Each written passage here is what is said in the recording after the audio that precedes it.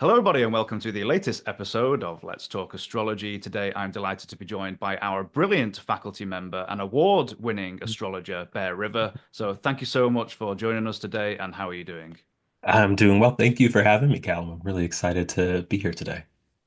It's very exciting to have you here and as the faculty of the new Hellenistic certificate at Kepler College, which is really exciting. So today we're talking about assessing planetary condition, which is the essentials of Hellenistic natal judgment. So let's dive in. All right. So, essentials, as in essential dignity. One of the things that I'm really excited about with the Hellenistic program is that we have split out the consideration of planetary condition into two different courses. So, my colleague Drew Ish is going to be teaching the accidental dignity side of thing, that's solar phase and house position and a bunch of the technical astronomical stuff. And I'm going to be talking with folks about essential dignity. So, put simply, where in the zodiac is a planet and what does it do to that planet? I like to think about this way of thinking about the essentials and accidentals from a like Aristotelian perspective. So thinking about categories like habit, posture, speed, relationship, and really thinking kind of drama geek like about like a character's backstory. Looking at a planet like Jupiter, we know Jupiter's always going to be a little lofty, a little philosophical. Jupiter's concerned about knowledge and synthesis, but Jupiter in Taurus is going to now have an earthy, solid, stable posture, and it's going to have a slow, plodding speed, and probably be dressed in like greens and earthy, natural colors versus a Jupiter in Aries that's going to be moving really, really quickly and is going to be a little irascible and want to challenge people and debate people a little bit more. And probably is going to have fiery colored clothing on or maybe a little purple for royalty. So that's what I'm talking about when I think about essential dignity. How do we dress up the planets and give them a bit of a story? Now, there are five main categories of essential dignity, and a lot of folks will say that there are minor dignities and the major dignities. And even the way I've arranged them on the screen here might look a little bit different. Typically, people think domicile, 5 points, most important. Exaltation, 4 points, second most important. And then there's those other ones, triplicity, balance, decans, they're minor. We don't have to worry about them so much. But if we look at the development of astrology, even before Hellenistic astrology, going back into the before Common Era times in the ancient Babylon, we see that the exaltations are actually a really early development. Ancient Babylonians called them the secret houses of the planets. And Venus is a funny one. Venus actually had two. Way back in ancient Babylonian times, Venus was said to have the secret house of Pisces, which we know today is the exaltation of Venus, but also Leo, which has a Venus in Leo. I love that personally.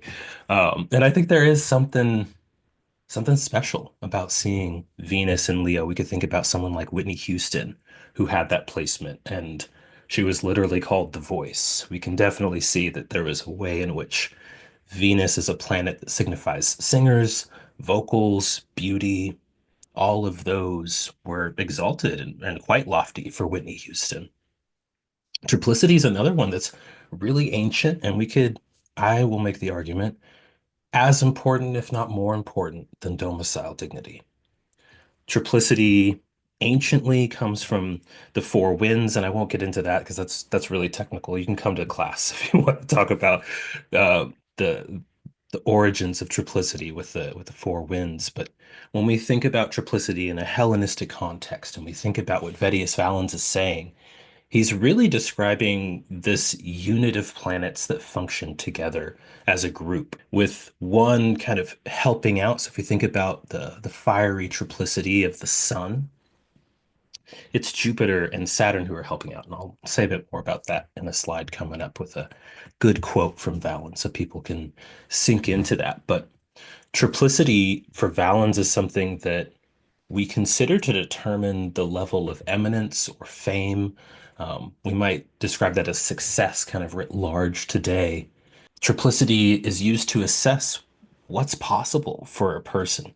with respect to that eminence, that stature, rank, and authority in their actions. Whereas domicile is really just saying, do you have access to your resources?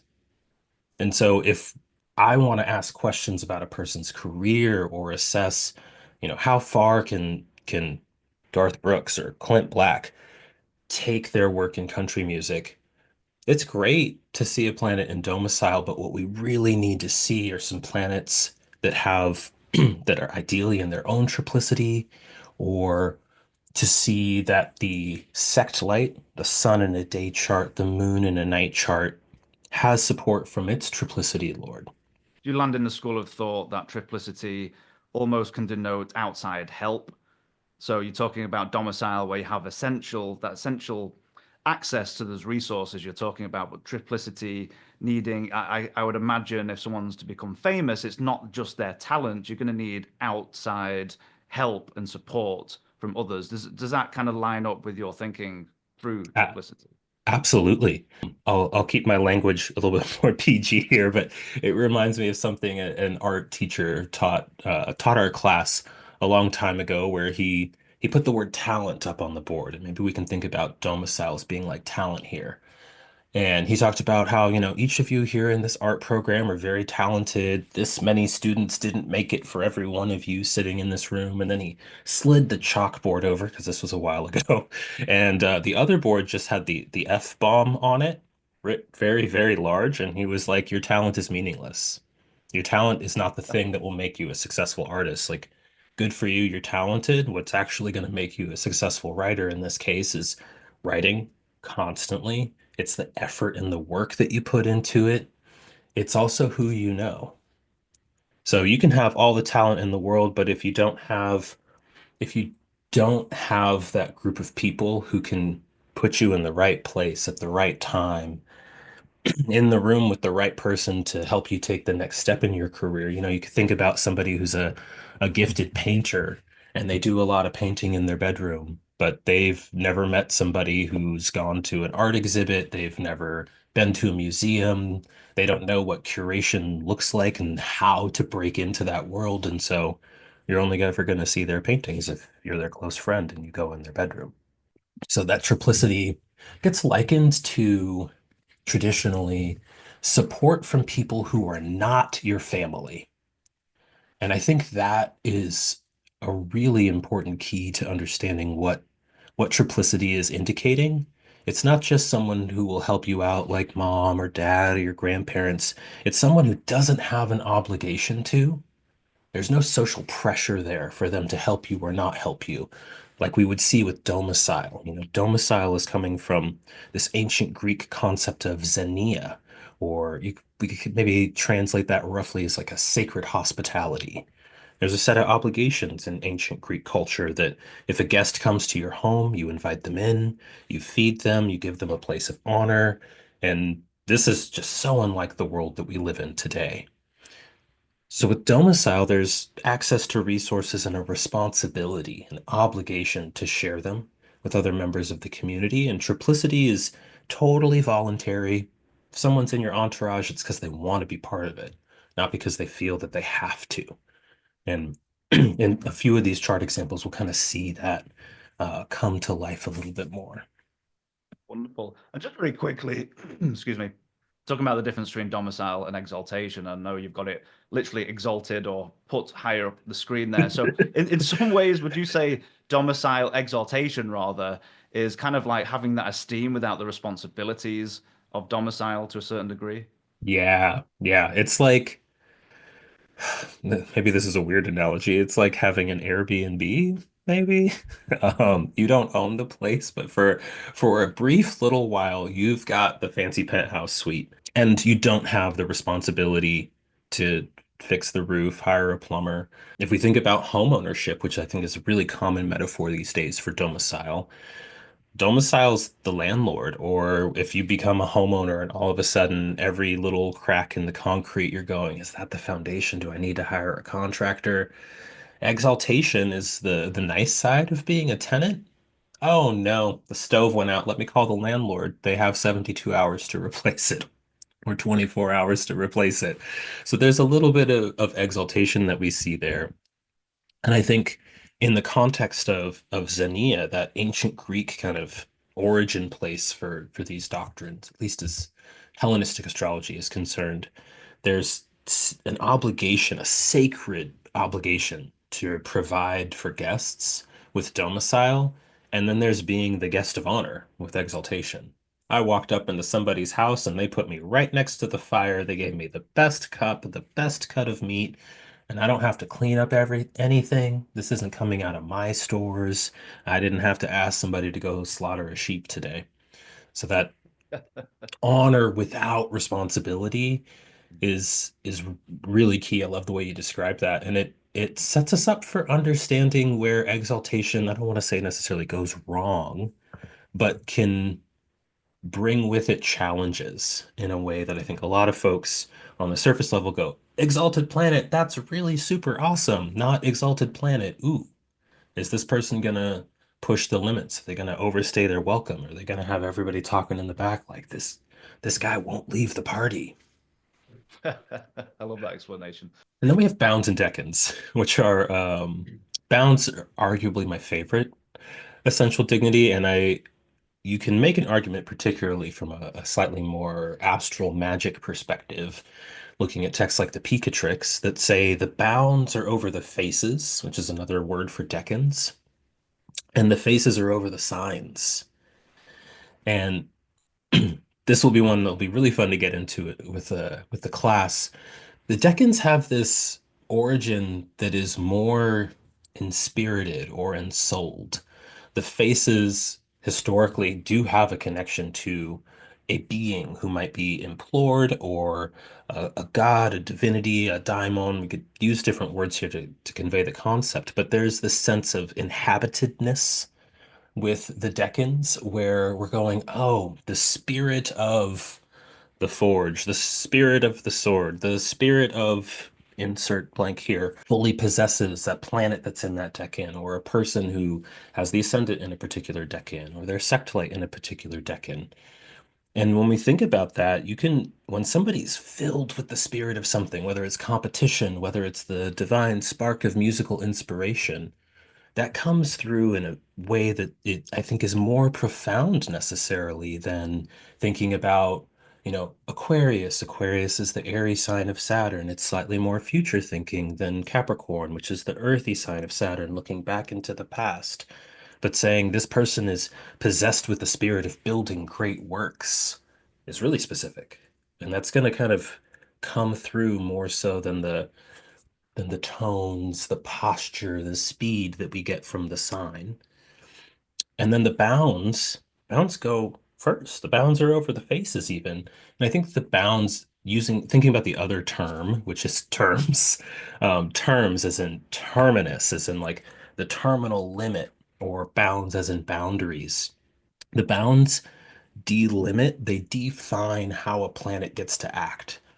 And one of the things I've noticed with a research project into particular lots is that if we put a lot, like say the lot of crafts, or the lot of that which the native makes with their hands, or business, which is taking these Mercurial and Venusian principles and saying, like, where does this person make arts and crafts? If you take a painter and you put that lot in the bounds of Mars, they're not painting with a paintbrush. They're painting with shards of glass, with the edge of credit cards, with palette knives. So they're still a painter, they're still doing a Venusian thing, but it's Marsy. And again, when we look at domicile and we say, oh, here are the resources you have, got a lot of resources around you, lots of paint, lots of canvas, but knowing that what you have in your hand is a palette knife and some broken glass, that's where we get into these really sharp, specific, focused, accurate delineations.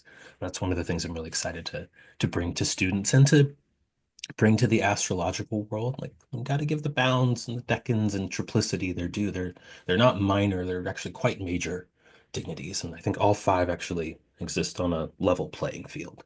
So, over the course of 5 weeks, we're going to try to cover everything on this table. Many people have seen the table before. Specific bounds, triplicity. Well, what's day versus night versus the partner?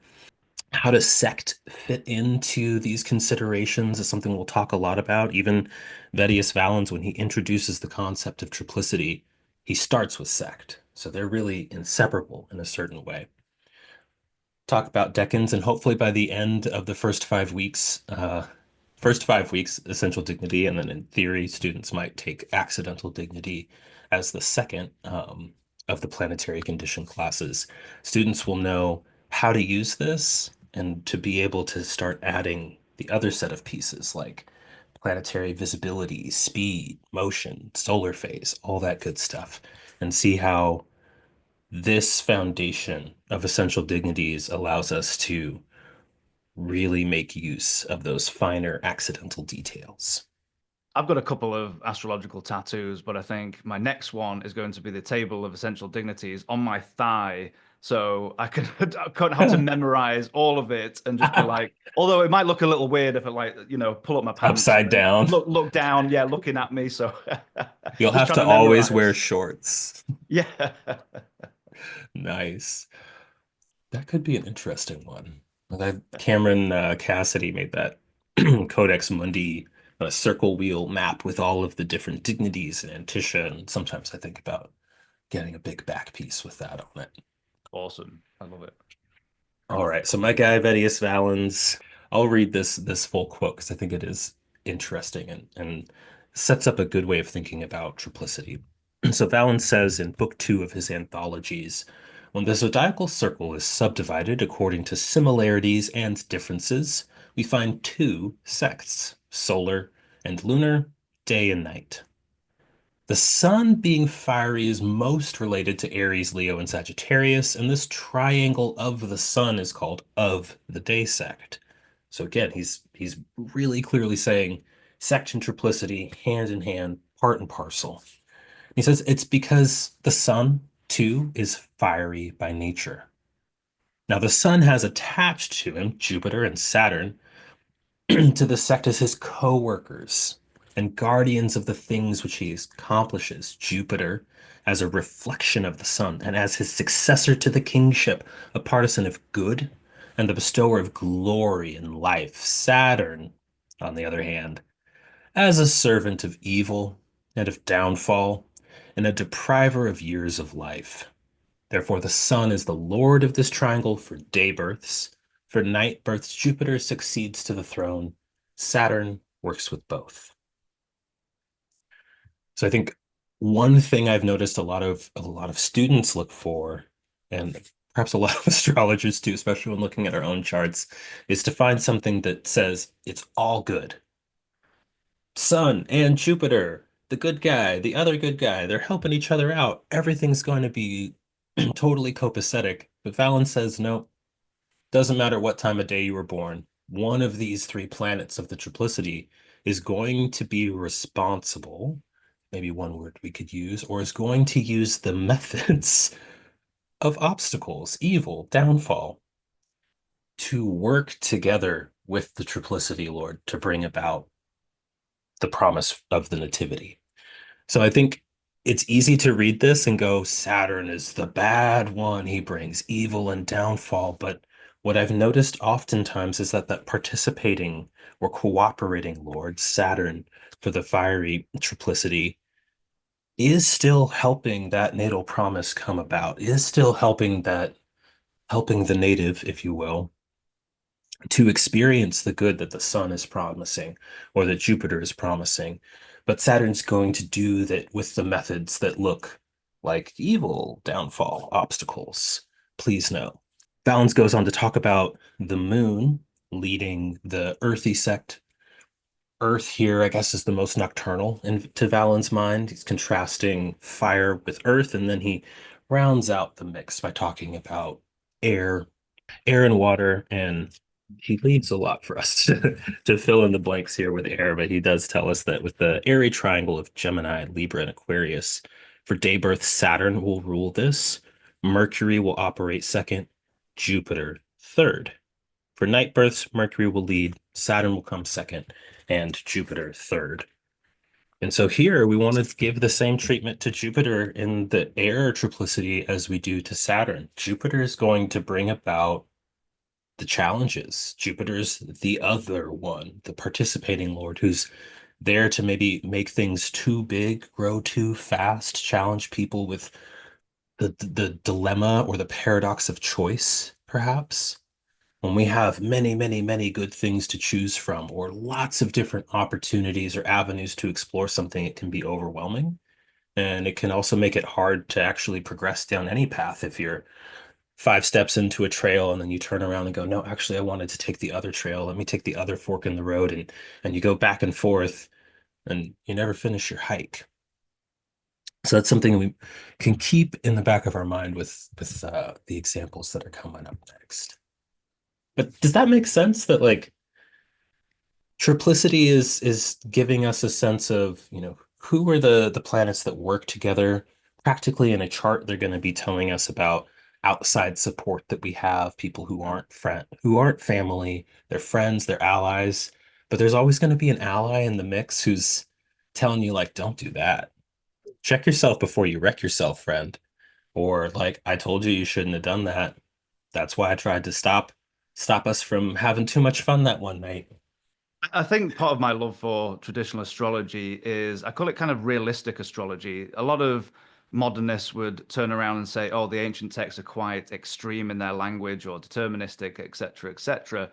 But you think about the times they lived in, more precarious lives. You've got a few examples of that where, and maybe now we're switching back into that where we can't be always thinking about wishful thinking astrology when looking at a chart. Yes, you've got to balance the possible manifestations of positive and maybe, lesser better outcomes, but the fact it's just more realistic, and I love the rules based system where it's actually has for me, ancient astrology has more like grounding, more rule based where you can actually follow what's going on. And a lot of people will go, oh, it's too harsh of a language. But again, that's the nature of life. There's ups and downs, and there's thrills and spills, and there's many different challenges and rewards at the end of the day. I don't know your thoughts on that very long-winded point.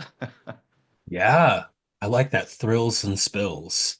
Anybody who's ever wanted to ride a motorcycle, someone's going to say, okay, friend, if you get this motorcycle, you are going to lay it down, as in you're going to fall off this bike.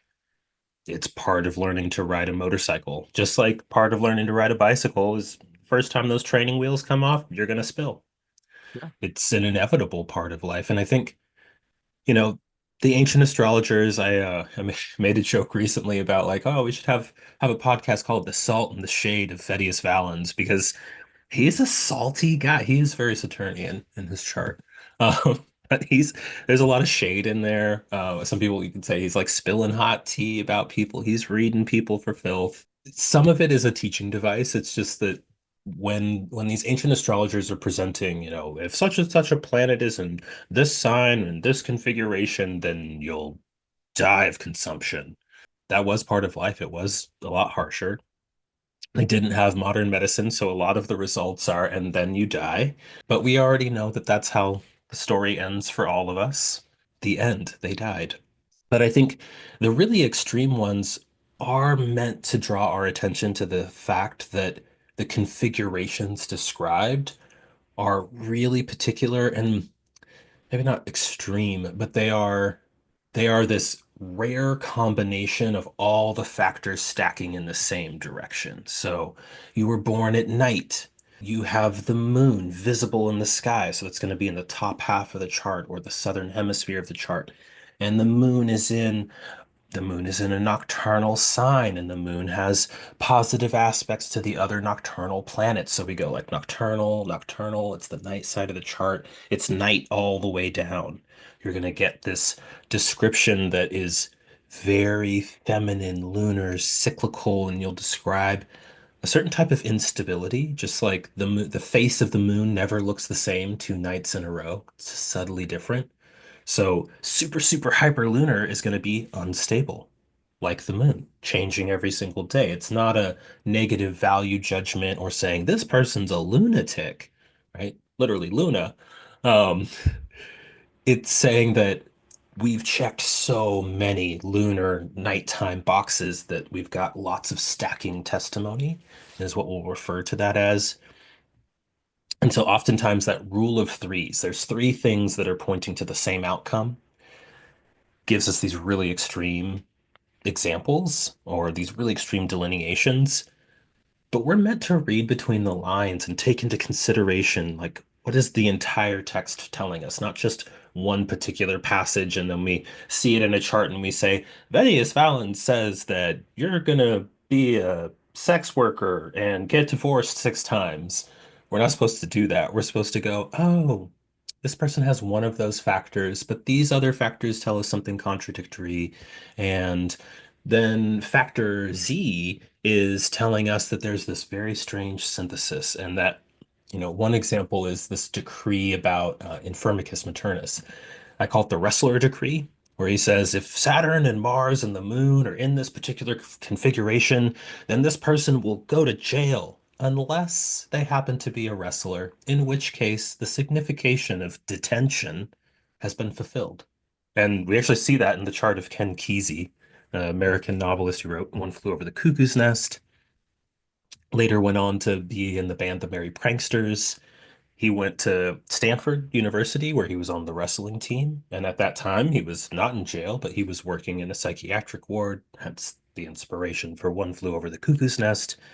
And then later he got in a hippie band and was no longer wrestling. And then he did get arrested, and that whole story unfolds, and we see, oh, but it's not as extreme. It doesn't match the description exactly in Firmicus, and so it's not as extreme and deterministic and fatalistic as Fermi makes it sound.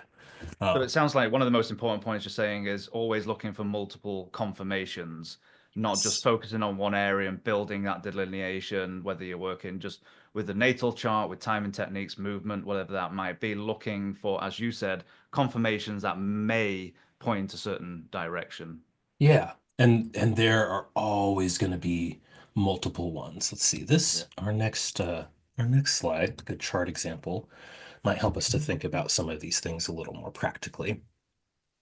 So hopefully this looks big enough on the screen for folks who are watching the recording here. This is the chart of Steve Irwin, aka the Crocodile Hunter, and he's got a Capricorn rising chart with Saturn, Mars, Mercury, the South Node, and Jupiter all in Aquarius. He's got the Sun and Venus in Pisces, Moon in Virgo, and then we do have the outer planets up there, Pluto in Virgo, Uranus in Leo, Neptune in Scorpio, the lot of fortune, which is very important. We'd want to use all these same considerations of condition for the lot of fortune as well, mostly through the lens of looking at the ruler of fortune, Mercury, and North Node in Leo. I think I said all of the things up here. And Vesta, because I like the asteroid Vesta in Taurus. So when we look at Steve Irwin's chart, we would be remiss to go, oh, I see an exalted planet. Venus is exalted, exaltation, super, super awesome. So he's got exalted Venus in the third house, and Venus is a poet and an artist. So he does lots of poetry at the local coffee house. That's not going to get us in the right direction for Steve Irwin at all. That's kind of doing this siloed way of reading. Oh, Venus is exalted, so it means this. And now I have to combine that with the moon is in Virgo. What does that mean? What we really want to do for our friend Steve here is go, okay, he's born at night. That means the moon is the sect light or the light of the times. The moon is in an earthy sign, and by night, the moon leads the earthy triplicity. The moon is her own triplicity lord. Okay, now we know that there's going to be something that is very detail process oriented about how he shows up in the world. And there's going to be something pretty natural, naturey, crunchy granola, if you will. If that way describing things makes sense. Because the sect light, the light of his times, the queen of the night, is leading him in this direction that is going to have essentially a Virgo quality to it. His friends, his allies, because the moon is her own triplicity lord in this case, are going to be earthy planets. The other two earthy triplicity lords are going to have Venus by day. So we go, okay, Venus is part of the mix, but really we want to look at the combination of the moon and Mars. Mars actually has a lot to do with the story of the moon. Well, we'll think a bit about the fact that the moon is in the ninth house. I want to make like the connection to Steve Irwin as quick as possible for folks. Ninth house, education. He was doing a lot of education about conservation processes, detailed processes related to conservation of animals out in nature.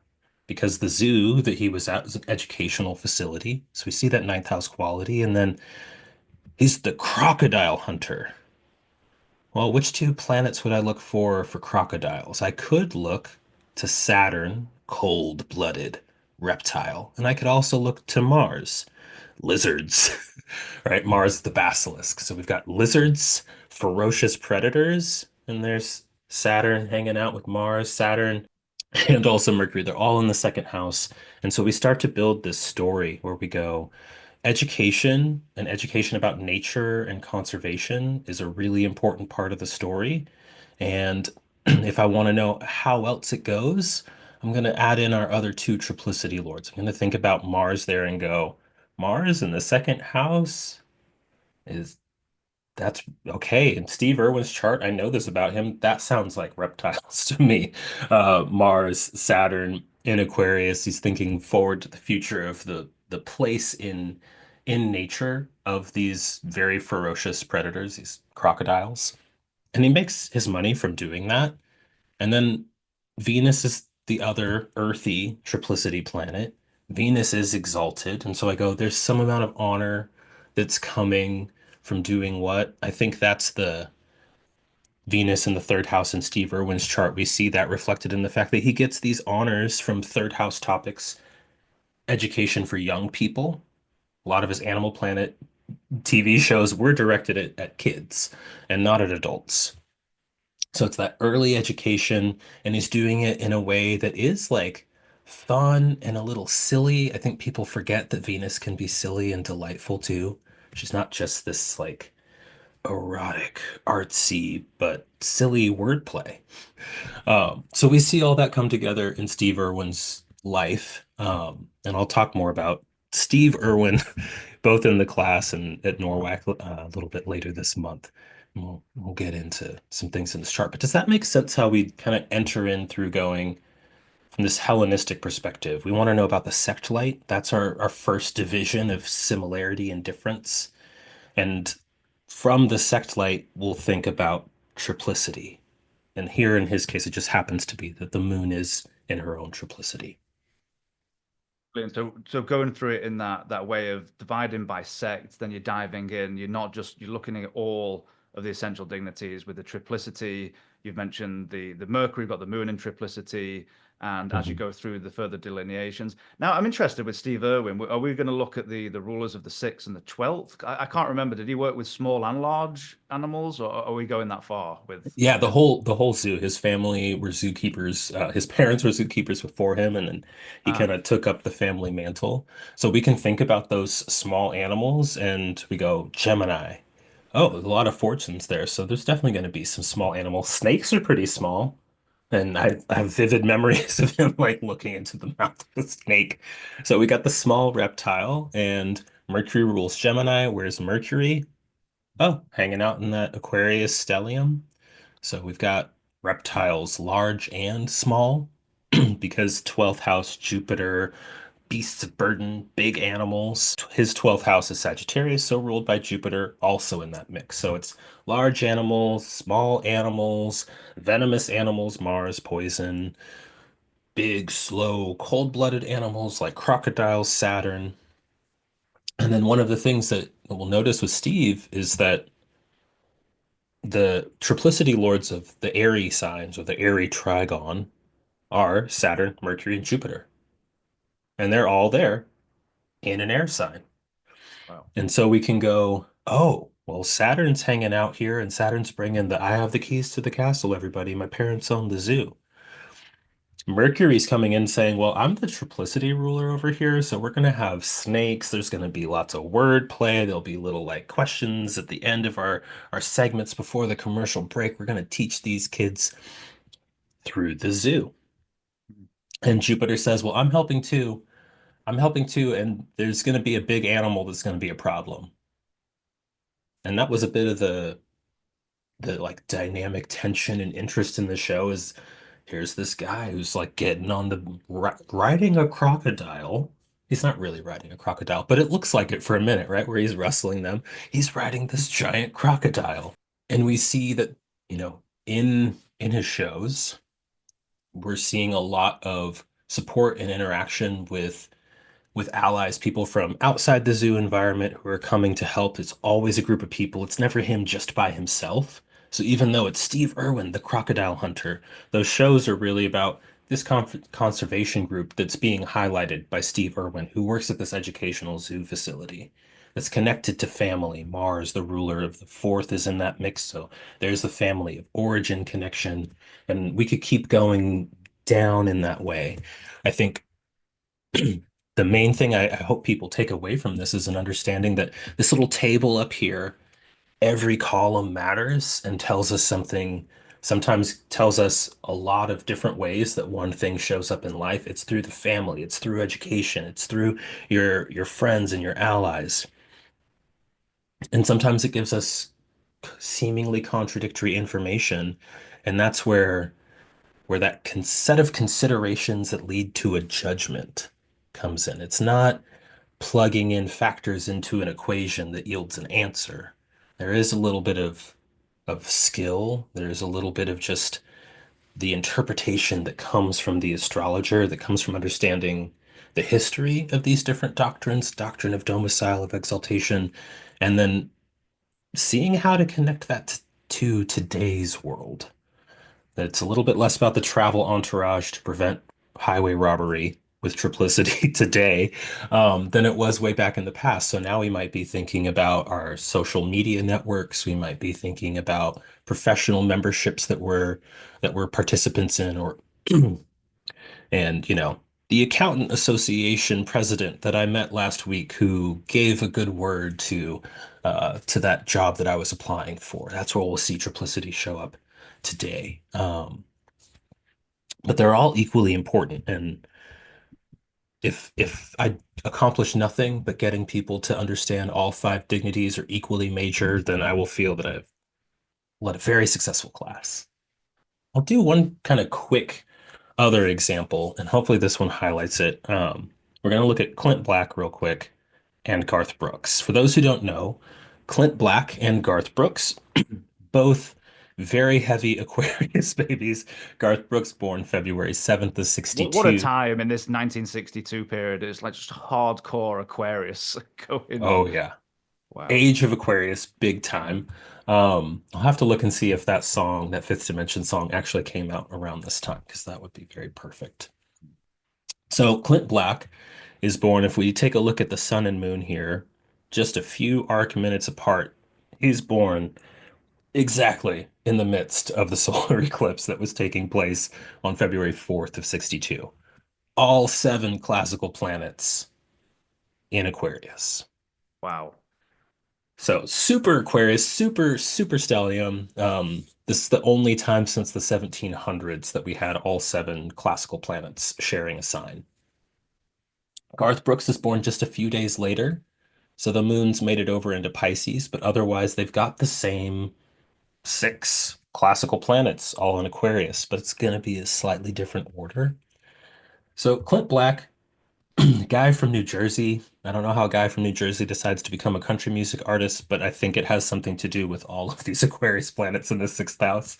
His first record has songs like Killin' Time, has really important tracks. Our friend Clint Black here, born during an eclipse, born at night.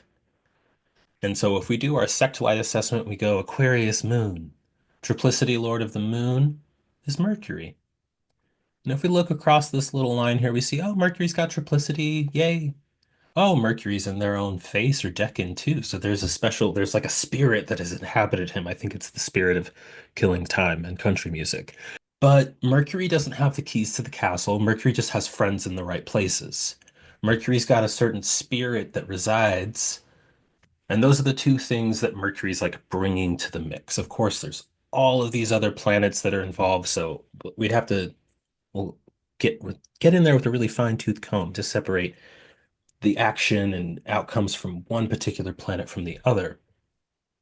But Clint Black isn't very well known, even though there's a Brooks and Dunn song called Boot Scoot Boogie where they talk about, Clint Black, Cadillac, baby, take me out back, we're gonna boogie.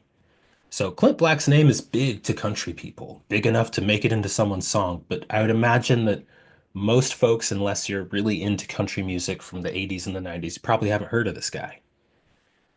When you But I'd mentioned imagine, his name before the recording, I'm like, never heard of that guy, but I know Garth Brooks. So yes, difference, we a yeah. lot of people know Garth Brooks. And when we look at his chart, we go, okay, sect light? Well, he's born during the daytime, so it's the sun. During the day, Saturn is the one running the air show. Well, Saturn doesn't just have a lot of friends in low places. Garth Brooks song. Saturn also has the keys to the castle, right?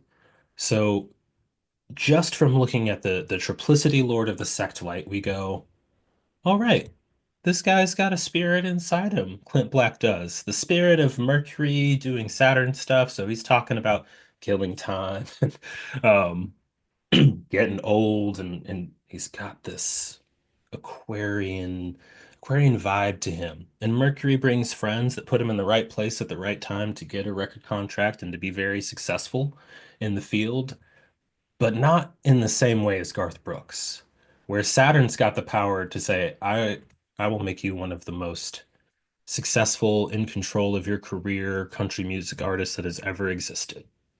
It's got It's the quite friends. fascinating. Just a quick glance of both of those charts, and you'd be like, oh, of course, Garth Brooks will be far more visible. Not only preponderance of planets above the horizon, as you were talking about, that Saturn is in sect, all the different things. And what has it got? The triplicity, and obviously it's in rulership as well. Quite Mhm. interesting. They both have Mercury as their chart ruler, but as you're deepening into these essential dignities, and you're saying, okay, for Clint, I forgot his name already. The Clint guy. He was like, if I Yeah, had Clint Black. friends, supportive friends, but it's Garth Brooks who has the keys to the castle. So I love that those examples and the way you're explaining this. Yeah, absolutely. Well, those are the examples I brought out to play. Anybody who joins us in class will see these figures a few more times, or anybody who happens to come to the Norwalk stellium talk is gonna we're gonna talk about the superstellium of 62. Absolutely brilliant. Well, Bear, thank you so much for a riveting and very interesting conversation. Now, let's talk more about class specific. So Hmm. you're part of the faculty on the new Hellenistic certificates we've got going on. So can you explain your role, the classes you'll be teaching, and when that will be coming about? Yeah, absolutely. So the Hellenistic certificate is new right now. It's spring quarter, or we're going to be launching some of the classes towards the later end of spring quarter. I'm part of the handful of required classes for the natal certificate. And like I said, I'll be talking about planetary condition and really honing in on the essential considerations, domicile, triplicity, sect, bounds, decans. We'll even talk a bit about the 12th parts, the dodecatomoria. So I'm aiming to get students a solid foundation of being able to describe how these different dignities convey the character of a planet, the setting that they're in, the costume that they wear, the way they deliver the lines, what they have in their hands when they're given the big speech, all of those parts of the assessment of planetary condition, hopefully setting students up to have a really excellent time with Drew Ish, who will go over all of the accidental dignity considerations in their class. And then for students who are looking at the timing certificate for Hellenistic astrology, like classes like Cameron Cassidy's Decennials class, you'll notice he says part of the prerequisites is having this solid foundation of understanding essential dignity. Because all of the timing techniques are really just an unfolding of the natal chart. Absolutely brilliant. Um, I can yeah. tell already students are going to absolutely love your classes. So for everybody watching, we'll have more information in the description and comment boxes. Now, Bear, talking about some of your background, you'll be talking, which you did a few years ago at Norwalk. You'll be Hmm. talking at Norwalk this time. You've worked with the likes of Austin Coppock. Can you Hmm. talk about some of your background and Yeah. your life. Absolutely. I launched my practice back in 2018. I'm one of those folks who has been obsessed since I was a teenager. So I started reading like, Stephen Arroyo back 20 plus years ago in high school. And finally took the leap around 2017. I've studied with Sonia Francis, who is a student of John Marcella. I've also studied with Omari Martin, Chris Brennan. I've completed the electional certificate with him and Hellenistic astrology certificate with Chris. I've also got my practitioner horary certificate from the School of Traditional Astrology. So I've dipped my toes in a couple of different uh, traditional, medieval, ancient, old school ways of looking at things. I'm a student of Austin Coppock's. I'm also one of his TAs. Mm. Um, in addition to the Hellenistic certificate, I'm also faculty on the fundamental certificate where I co-teach the Beyond the Basics classes with Jen Zart. So that's a class where we talk about I know the she's a big mansions, fan the of the fixed she's a big stars. fan of the bounds and the terms. We had an episode on that, and she was like hardcore bounds, and I was like, that's a really good argument. Yes, yes. I was part of the kind of first cohort of students in Jen's Leaps and Bounds class where we just kind of every week was a lab where we talked about our own findings with the bounds. Um, I too could go on forever and ever about the bounds, and I won't do that right now. But Jen and I are For another currently, episode. yeah, another episode. Jen and I are currently in the middle of our spring quarter for fundamentals. I'll be launching the planetary condition class for Hellenistic certificate in the summer, so enrollment opening soon. Stay tuned. Um, and I guess just kind of generally for those who aren't familiar with my work, I have a background as a queer youth activist, and I do pull that in pretty heavily into my own personal work. So my first Norwalk talk was intersectional astrology, where I was really looking at intersectionality as a lens of critical analysis and where it's missing, where it exists in the astrological world. And I'm very happy to report that a thorough, close reading of the ancient sources, it's all there. It's always been there. Vettius Valens will tell you over and over again, you need to understand what part of life, like is this person, he calls it baseborn. We could just say working class today. Are you working class? Are you middle class? Are you upper class? For the most part, we only want to say someone's going to ascend to the throne if they're actually part of like the monarchy, because for the most part, unless you're Meghan Markle, regular people don't suddenly, get titles. So Balance is concerned about that stuff. I'm concerned about it, and I think one of the things I'm really excited about with this particular class is to give students the historical origins, how it's used in Hellenistic astrology. We'll be using Demetra's Ancient Astrology Volume 1 as our required text, and then students are going to meet Firmicus Maternus and Vettius Valens and Dorotheus of Sidon and a lot of these ancient characters to see what they were saying. But we'll also talk a lot in the labs and through the assignments and forums about how we see these doctrines playing out in today's world. What does it look like now? It can be hard to access the notion of Xenia or what it meant to travel with a group of friends circa 150 of the Common Era. So updating those different doctrines to see how they play out in today's world, I think is one of the most important things that I'm focused on bringing into the astrological community. I hope that this class helps to accomplish that. Um, and then I think that's all the big stuff that's coming up. I love Well, that yeah. using old tools for modern day. I think that's absolutely brilliant. And where can people find more about you apart from being at Kepler College? You have websites and social Yep. medias. Yep. Everything is my name. Pro tip, misspell your last name and you'll get all of the handles. So you can find me on any platform that I am on, mostly Instagram and Blue Sky at Bear River. You can find my website at bearriver.com. You can email me bear@bearriver.com. And you could also see a YouTube channel that needs some new content. But I do have a YouTube channel, and if you type in my name, you'll find me real quick. Absolutely fantastic. Well, again, Bear, thank you so much for coming on and sharing your insights and your wisdom. Very, very excited for for you to be part of the faculty for the natal Hellenistic certificate, and I can't wait to have you come back on and whatever you want to talk about, I'm happy to do it. Excellent, excellent. Maybe we'll talk about those secret houses and how Venus is really exalted in Leo too. I love it. I love it. Excellent. Thank you Let's so look much to for it. your time today, Callum. This has been a real Wonderful. pleasure. Thank you so much. Thank you all for watching. We'll see you again next time. Goodbye, everyone.